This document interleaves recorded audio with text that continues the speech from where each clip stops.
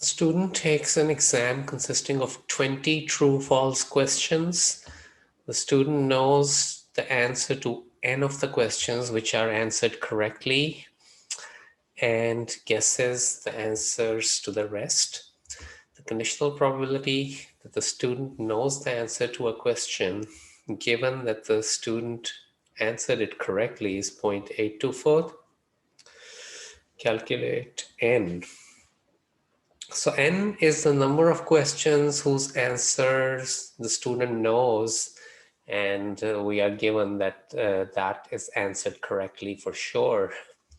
So if we make a table, so since the student knows the answer to n questions, and there are total 20 questions, so the proportion of the questions whose answers are known is n by 20.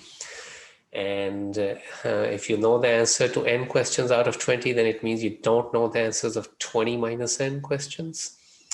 So the proportion for which you will guess is 20 minus n divided by 20. Because if you don't know the answer, then you will guess. Okay, so now when you know the answer, the probability of getting it correct is 1.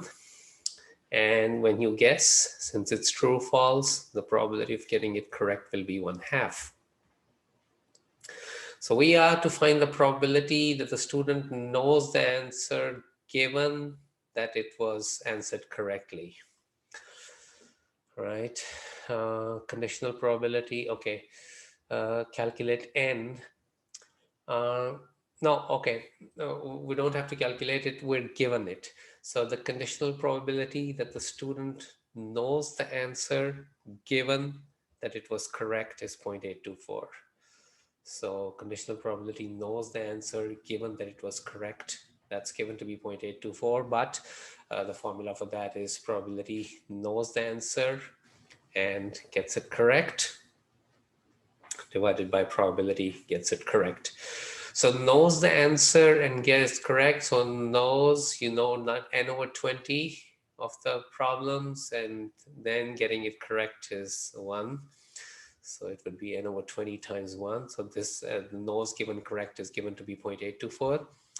And then the probability of correct, you can get it correct by knowing, which would be n over 20 times 1, or you could get it correct by guessing. And the proportion that you guess is 20 minus n by 20, and you get 1/2 of them correct. So that's 20 minus n over 20 times 1/2. So that's the old Bayes rule. And this is an algebraic equation now, which is like quite messy.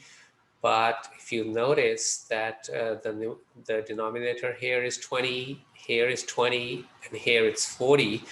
So if we multiply both the numerator and denominator by 40, we will clear all the fractions. And you know that when you multiply and divide a fraction by the same number, then you don't change anything.